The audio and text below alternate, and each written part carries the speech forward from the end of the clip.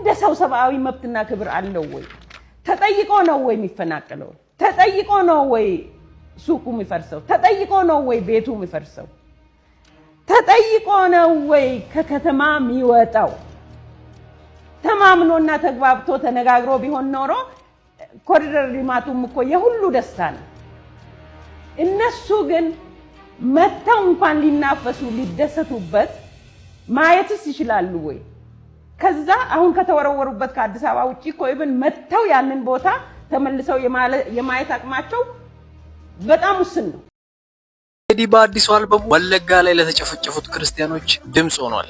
ቴዲ አንድ ቤተክርስቲያን ቁጭ ብሎ ፍቅርን ከማይሰብክ ዝምታን ከመረጠ ጳጳስ፣ ቄስ፣ ዲያቆን እጅግ የተሻለ ነው። ይሄንን ስራ ደግሞ የሰራው ከመጽሐፍ ቅዱስ ታሪክ ወስዶ ነው። ብዙ ጋዜጠኞች፣ ብዙ ንጹሃን ዜጎች እየታሰሩ የገደሉ ነፍስ ያጠፉ ሰዎች ይፈታሉ። እንደ ሌሎቹ ዝምታን ሳይመርጥ ታዲያ ቴዲ በብዕሩ እንዲህ ሲል ይጠይቃል።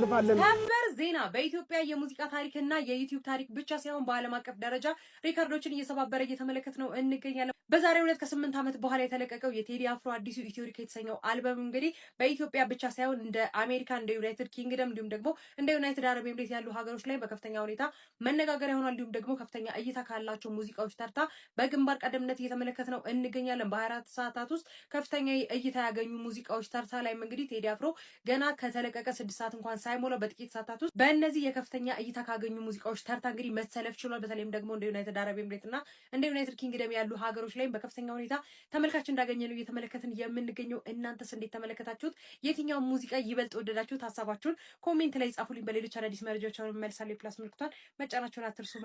ቴዲን መጠበቅ አለብን። እውነት ለመናገር አልበሙ ሊወጣ አካባቢ 1-2 ቀን ሲቀረው ለሱ ቅርብ የሆኑ ሰዎችን እንዲሁ አነጋግሬ ነበረ።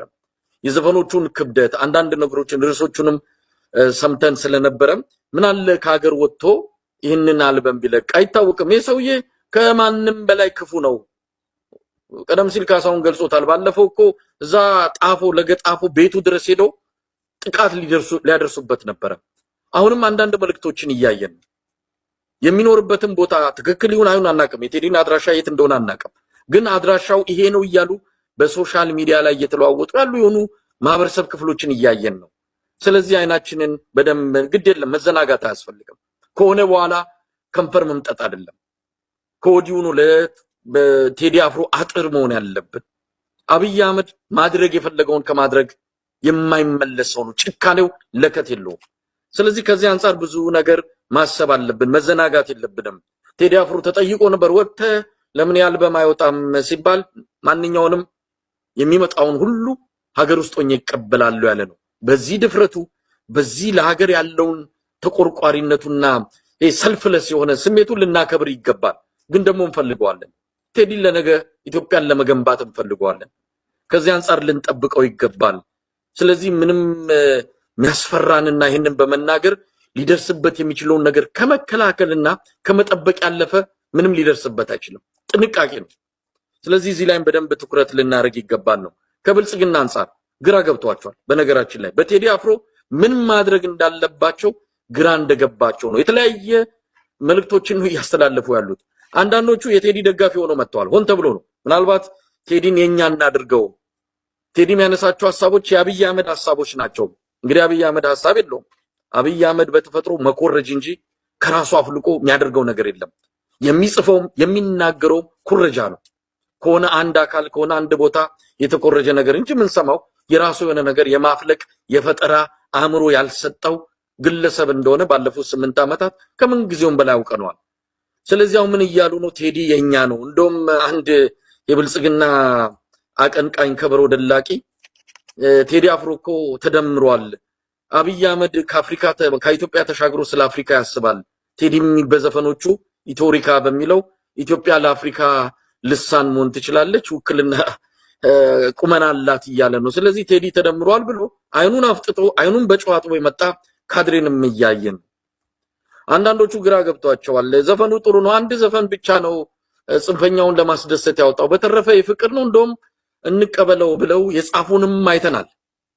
አንዳንዶቹ ደግሞ ከወዲሁ የሁለት ቀን አዋራ ነው፣ ከዛ በኋላ የሚመጣ ነገር የለም፣ መንግስት ታንክ የማይበግረው ሚሳኤል የማይበግረው በአንድ ድምጻዊ ሊንበረከክ አይችልም ብለው ደግሞ የሚናገሩ አሉ። ግራ የገባቸው ናቸው። የትኛው የብልጽግና አቋም እንደሆነ እንኳን ልናውቅ አንችልም። ለማንኛውም አብይ አህመድ ዛሬ ወደ አሰላ አካባቢ ሄዶ የተመረቀ ነገር መልሶ ሲመርቅ አይተነዋል።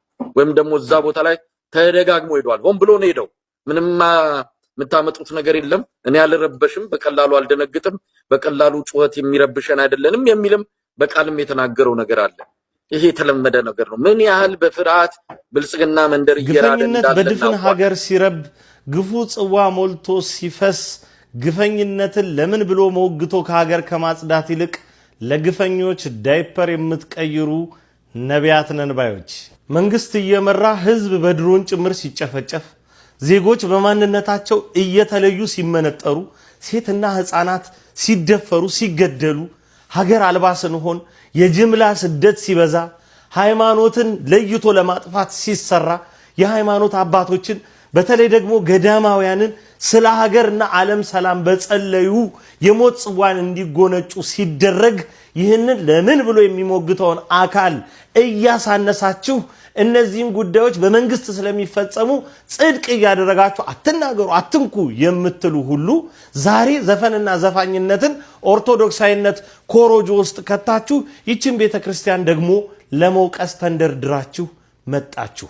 ይሄ ድብን ያለ ፈሪሳዊነት ይባላል። የቱን ወቅሰ የቱን ትተዋለ? በወንጌል ሁሉ ኃጢአት ተብሎ የተገለጸውን አምጥተ ልትናገረው ይገባል። መፍራት ወደ ኋላ ማለት እኮ አይጠበቅም። ለሁሉም ነገር እኩል መናገር ነው። ስለ ዘፈንና ዘፋኝነት ኃጢአት አይደለም ብሎ የሚጨቃጨቅ የለም። ምርጫ ማጣት ግን ሀገር ስትባል ግን አይደለም ዘፈን ሞት ያለበት ጦርነት በወታደር ልብስ ለአገር ሉዓላዊነት ተዘምቶ ይፈጸማል። አሁን ዘፋኝነትና ዘፈንን ላበረታታ አይደለም። ነገር ግን በዘፈን ውስጥ የተነሱ ሐሳቦችን ሀገር ውስጥ ያሉ የግፍ እውነቶችን ሁሉም በየገባው ልክ ዛሬ ዘፈንን የተቃወማችሁ እዛ ማዶናችሁ እርግጥ ኦርቶዶክሳዊነትን ለማጥቃት የተከፈተ ነገር እንደሆነ ግልጽ ነው።